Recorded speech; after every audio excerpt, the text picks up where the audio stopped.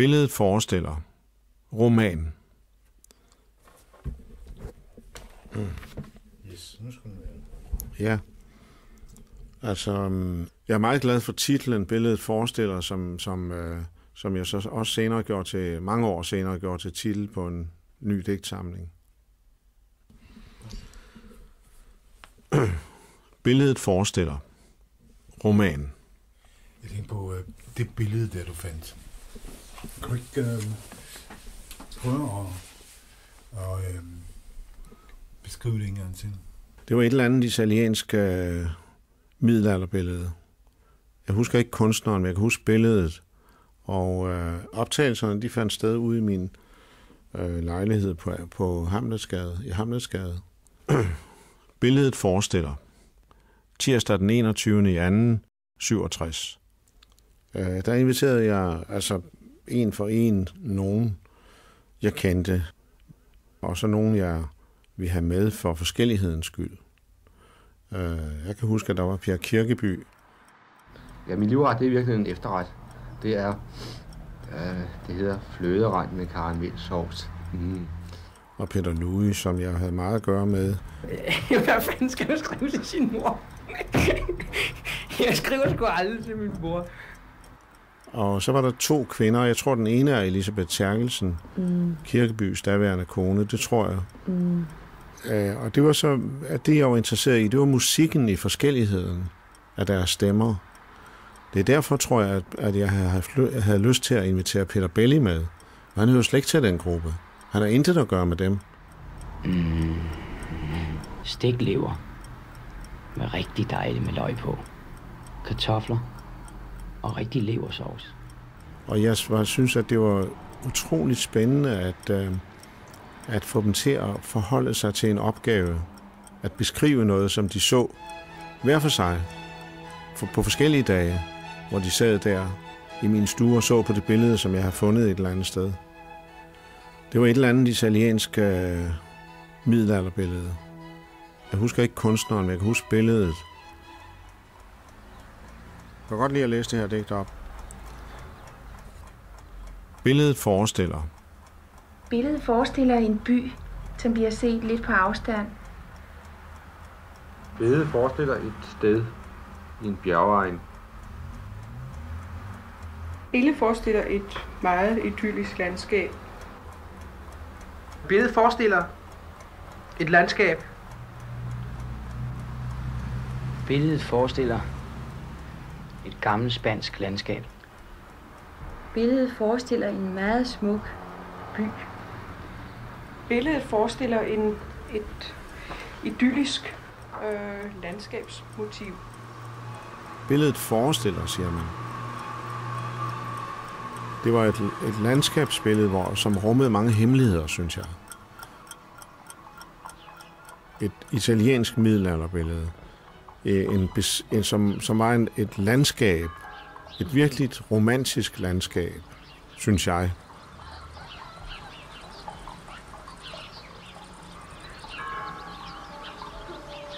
Men jeg kan ikke lige se det for mig, billedet. Altså, det er jo derfor, at det er godt at have de beskrivelser, der er fra de personer, som så det og beskrev det. Men det kan du godt regne med, at de har beskrevet det så nøjagtigt, som de ser det. Men jeg tog det altså med. Jeg har fundet den der reproduktion, og jeg synes, der var noget æggende, noget udfordrende ved det. Der var et eller andet, man kunne digte en historie ind i det billede. Det var et eller andet italiensk middelalderbillede. Jeg husker ikke kunstneren, men jeg kan huske billedet. Jeg synes alle sammen, det var spændende. Og jeg tror, de alle sammen var inspireret af, at billedet var så godt på en måde. At det var så fyldt med muligheder for at digte sig ind i billedet. Billedet forestiller et landskab. Et virkeligt romantisk landskab. Og måske er det aften. Jeg tror, det er aften. Lyset, det bliver sådan, det er helt gult for neden, og så får man den grønne aftenhimmel.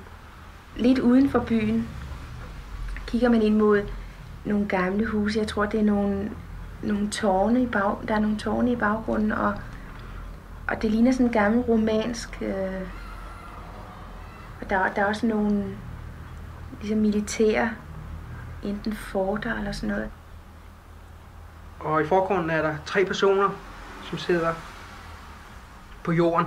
Den ene har et gevær over skulderen. Og udenfor er der altså det er lige i omkredsen af byen. Det er der er sådan nogle buske og træer lige inden man går ind i byen. Og selve byen, det er en by med store tårne i. Der er mange store tårne. Det er udkigstårne, tror jeg. Og der er et tårn fra et slot. I forgrunden ser man 3 mænd, som er optaget muligvis af en samtale.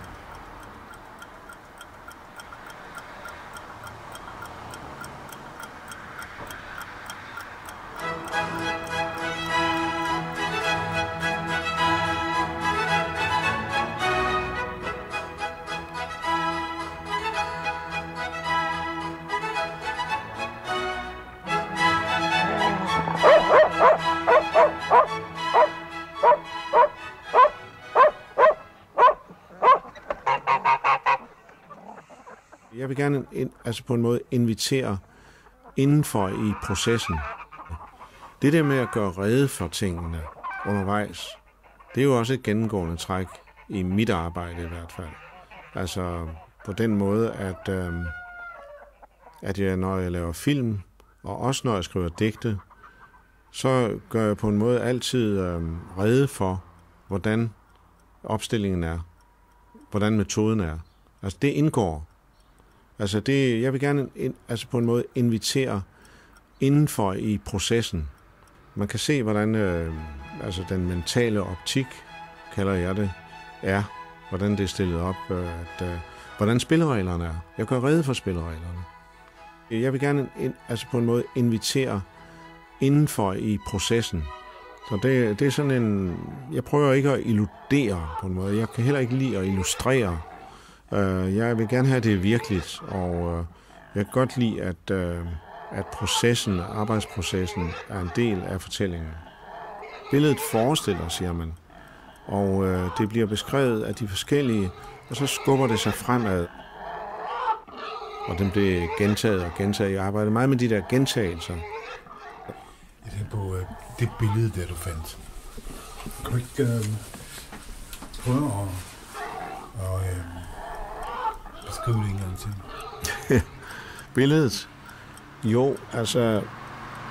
Der ligger en by med store tårne, og i det hele taget meget fæstningagtigt udseende.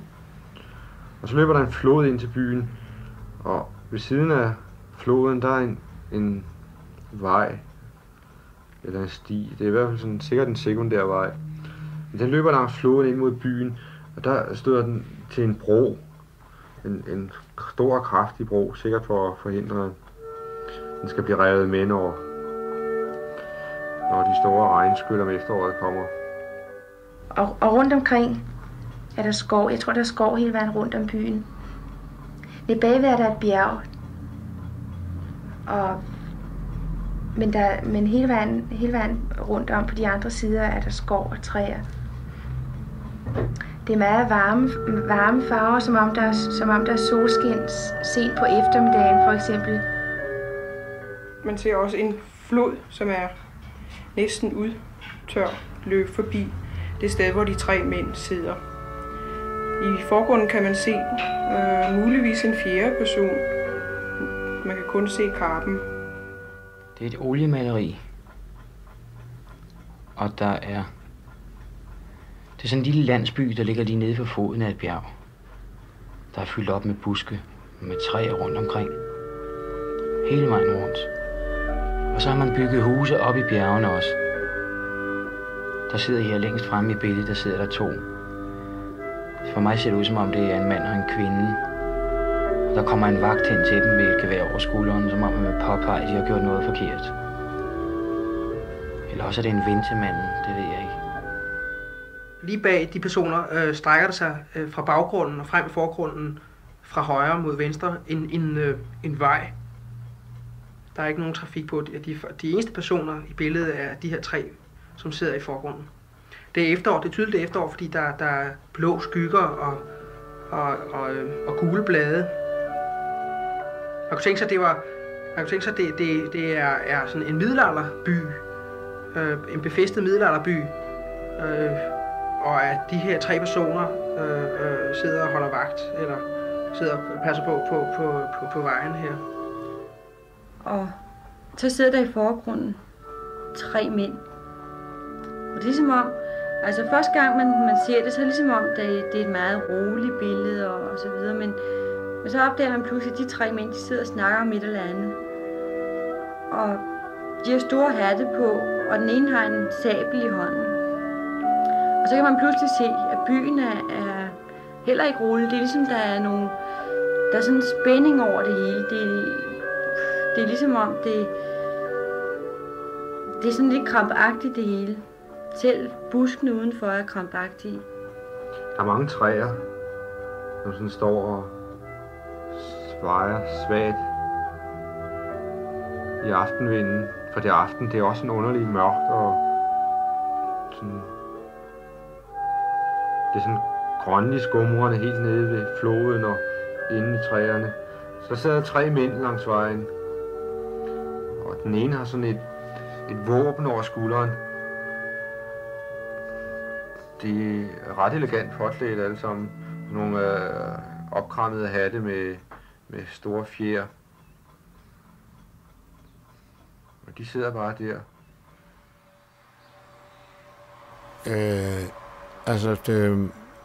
Min erindring er, at billedet havde fundet en reproduktion af et italiensk middelalderbillede,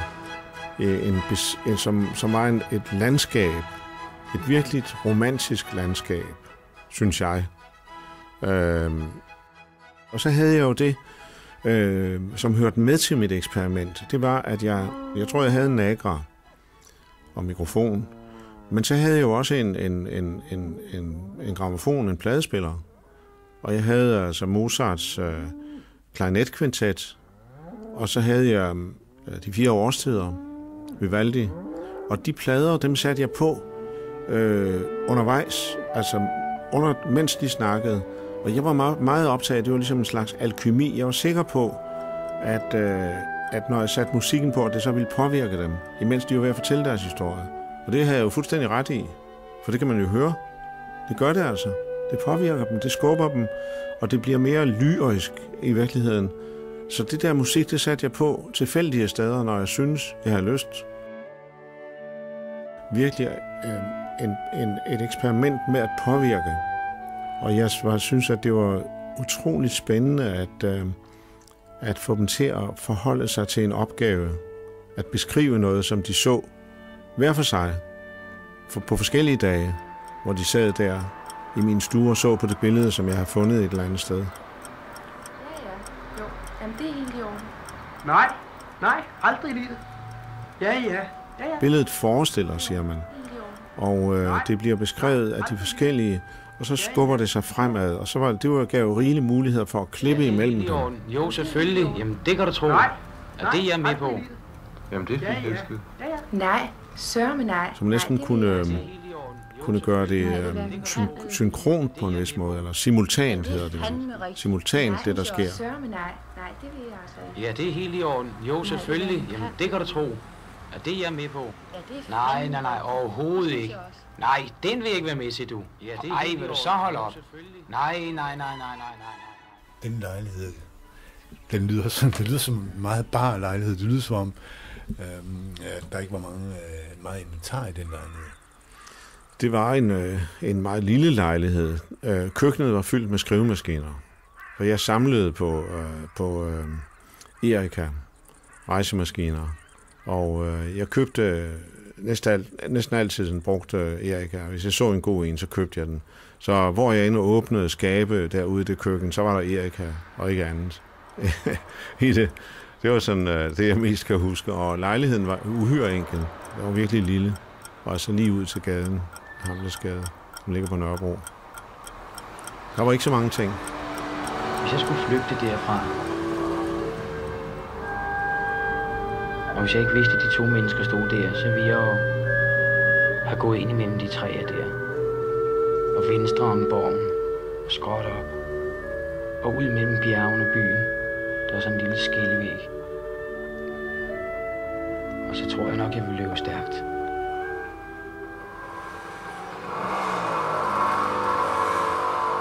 Og så når man frem til det punkt, hvor jeg foreslår, at de finder en måde at flygte på. Og det er jo så næste led i fortællingen.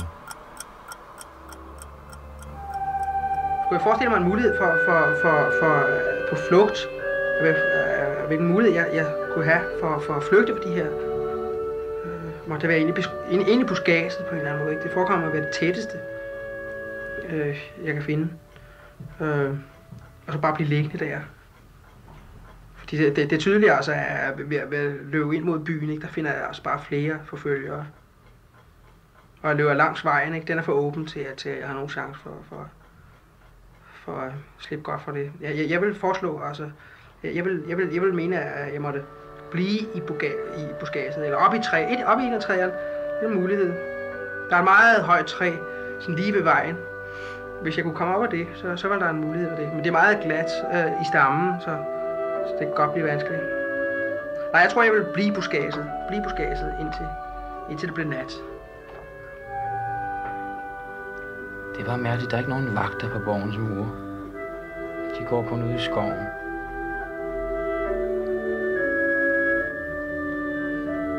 Hvis jeg skulle flygte derfra... Hvis jeg skulle løbe, så var det altså ind imellem de buske. Og op i byen. Og ind mellem tårnene, rundt om dem.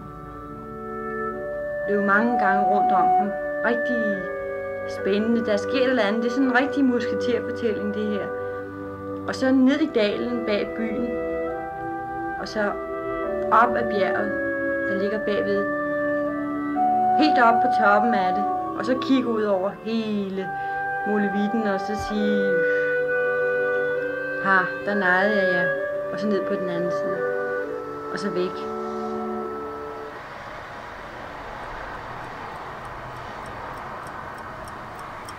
Så jeg er på en måde dramatiseret ved det landskab.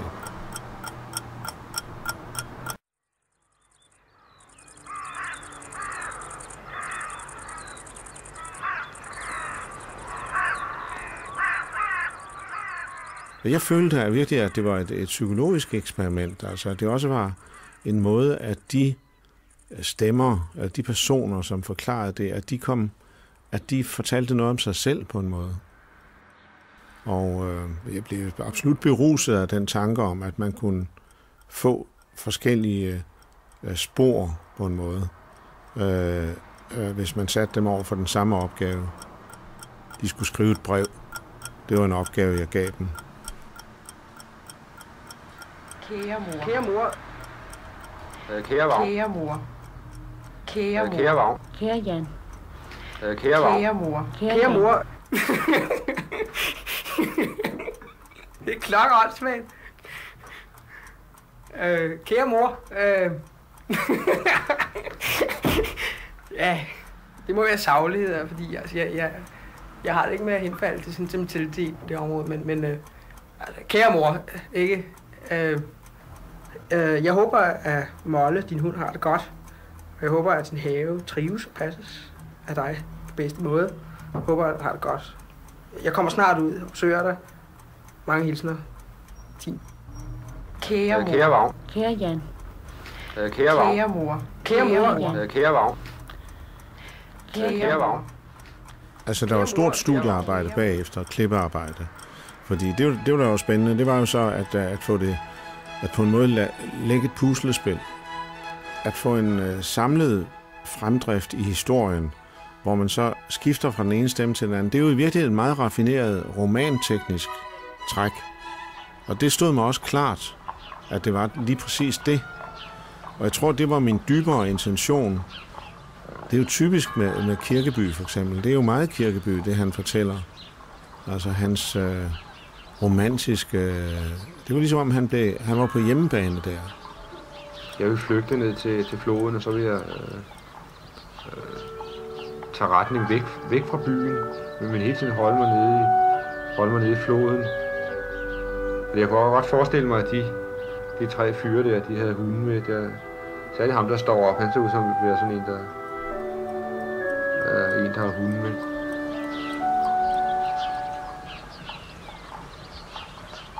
Og Peter Lude er en vidunderlig fortæller, synes jeg, som meget mere sådan hakket op sprogligt, men altså enormt humørfyldt og energisk, og det var jo noget, de tog alvorligt. De tog alvorligt at løse den opgave. Så man kan næsten tale om en slags frasering, en slags altså musik i stemmerne. Jeg tænker på det billede, der du fandt. Kan du ikke prøve at beskrive det en gang til? Billedet? Jo, altså billedet forestiller et landskab. Det er efterår, ser man. Der er blå skygger og gule blade, og i forgrunden sidder der 3 personer, hvoraf den ene har et gevær over skulderen. Billedet forestiller et gammelt spansk landskab, tror jeg. Der er nogle tårne. Det er udkigstårne, tror jeg. Og der er et tårn fra et slot. Det er et oliemaleri, og der er sådan en lille landsby, der ligger ved foden af et bjerg. Billedet forestiller en by. Den ligger i et bjerglandskab. Man kan se bjergene i baggrunden. Der er også sådan områder kuperet ude omkring byen, og så er der en masse bevoksning. Forrest er der 3 mænd, og det er lige ved en vej, eller måske nærmest, det ser ud som om, det er en sekundær vej, der fører ind til Mozart, klarinetkvintet, Larghetto, byen. Og den kommer ind, Billedet forestiller en by, tror jeg. Det må være. Jeg tror, det er lige i udkanten af en by. Og det må være taget. Billedet må være lavet sådan hen mod aftenen. Men der er solskin, og det er sådan i meget varme farver. Der er nogle mærkelige huse i baggrunden. Ligesom tårne, sådan nogle romanske tårne. Sådan noget Mozart, klarinetkvintet, Larghetto. Mærkeligt noget. Og det er, jeg tror, der er skov hele vejen. Billedet forestiller et idyllisk landskab, og i forgrunden befinder sig 3 mænd, som er klædt i gamle dragter. Der hviler over billedet en gammel, eller man bliver henført til et. Billedet forestiller et meget idyllisk landskab. I forgrunden ser man 3 mænd, som er optaget af muligvis af en samtale, og bagved skimtes en middelalderlig by, som er meget karakteristisk med høje tårne, som man finder i Sydfrankrig. Man ser også en flod, som er næsten udtørret, løbe forbi det sted, hvor Mozart, klarinetkvintet, Larghetto. De 3 mænd sidder. Lige bag dem er der en vej, der går fra baggrunden og frem under personerne og til Mozart, klarinetkvintet, Larghetto, venstre. Billedet forestiller et landskab med nogle borge i baggrunden, og i forgrunden er der 3 personer, som sidder på jorden. Den ene har et gevær over skulderen. Lige bag de personer strækker der sig fra baggrunden og frem i forgrunden, fra højre mod venstre en vej. Der er ikke nogen trafik på den. De eneste personer i billedet er de 3, som sidder i forgrunden. Det var så det. Ja, det var det. Og der er en rettelse der, ikke? Den kunne du godt høre, ikke? Det gik meget godt med den der, ja.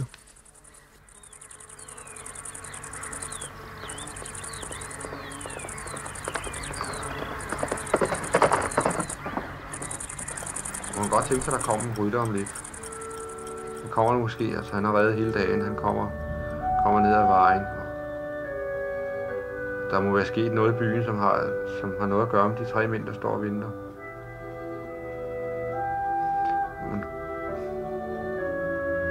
Man kan også tænke sig, at man kom ind og man skulle forsøge at slippe væk. Jeg tror, hvis jeg skulle flygte derfra, så ville jeg flygte væk fra byen, fordi det ser ud som om, der er skov hele vejen rundt på de 3 andre sider af byen. Jeg tror, jeg ville flygte ind imellem træerne og væk fra byen.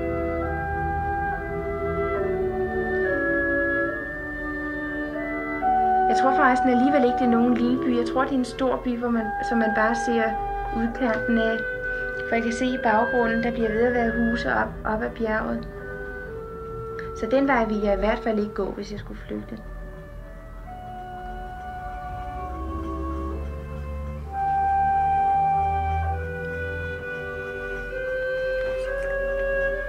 Hvis jeg skal tænke på at flygte ud af denne scene, så må man nok se først på forgrunden, hvad der findes af muligheder. Der kan man, vil jeg, skjule mig under de tætte buske, der er. Og derefter, hvis jeg kunne nå videre væk, så er der et træ til i højre hjørne, som ikke er ret høj. Det må jeg muligvis klare i første omgang. Og ellers er der til venstre for de 3 mænd et endnu højere træ, som har en tæt krone. Der kunne man også skjule sig. Skal vi tage et andet? Billedet forestiller roman. På toppen af bjerget, beskyttet af nogle træer, sidder hun på huk. Jeg kan godt forestille mig, at det at lave film kunne have samme nøgne udgangspunkt, samme mod til at springe ud og prøve at fylde, prøve at se, hvor man bliver ført hen. I et af disse huse bor en pige, der engang smilede til mig, som om vi havde kendt hinanden længe. Nogle gule hunde stryger snusende omkring på det tomme torv. Tirsdag den 21. i 2. 67. Nu er han på alle sider omgivet af skov. Jeg er interesseret i at se, hvor den skabende proces fører hen, hvilke oplevelser den giver mig. Men jeg tror, hvis det ikke bliver til noget, så kasserer jeg det hellere og starter på noget andet. Og med film er det jo meget mere kostbart at smide noget væk. Altså, så der tror jeg, at selve det at tage en risiko kan være inspirerende. Altså, at man ved, hvad man risikerer. Altså, der er det berusende på en måde at arbejde på kanten af en afgrund altid. Hvis jeg var taget den anden vej, så havde jeg ikke stået, hvor jeg står nu, med et reb om halsen. Oppe på bjerget høres der en skratten, og jeg tænker træt. Nu skyder de igen. En stille sollys morgen. Jeg hører fugle kvidre, og en spætte, der hakker et sted op ad bjerget. Ja. Ja, okay. Så har vi det der hedder... Lige nu? Ja, okay. Jeg husker ikke kunstneren, jeg husker billedet. Okay. Der kan ændres mange ting. Ja, det helt startede altså med optagelser. Ja, okay. Der kan ændres mange ting. Der er igen. Der inviterede jeg altså jeg kendte. Okay. Jeg på en måde lægge et puslespil. Lige nu? Ja. Jeg husker ikke kunstneren, jeg husker billedet. Så har vi det der. Jeg kan godt lide at læse det her. Det er omvendt fra start. Ja. Arbejdsprocessen bliver et drama. Når jeg skriver digte, så starter jeg øverst af venstre hjørne. Og så ved jeg faktisk ikke, hvad der sker. Jeg ved ikke, hvor det fører hen. Jeg lader snarere digtet føre mig hen et sted. Men jeg ved ikke rigtig, hvad der sker ned over det hvide papir. Men det sker jo lige pludselig, og det kommer som en strøm. Og så er det lige pludselig en historie, der er fortalt.